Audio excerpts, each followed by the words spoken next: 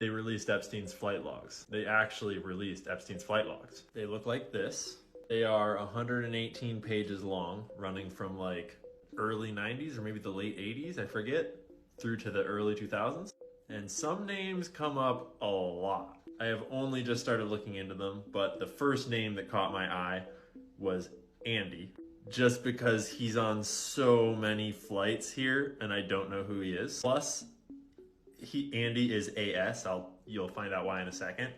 And I can't help but notice that he's on flights like this one, which is Jeffrey Epstein, Ghislaine Maxwell, Andy, and one female.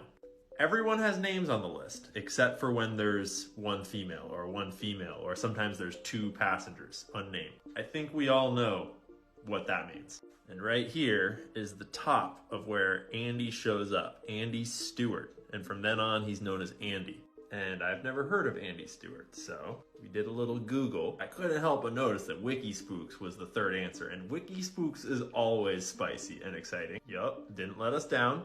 Andy Stewart died suddenly on April 7th, 2020, as Maria Farmer's lawyers were seeking to subpoena him for information on the Epstein case.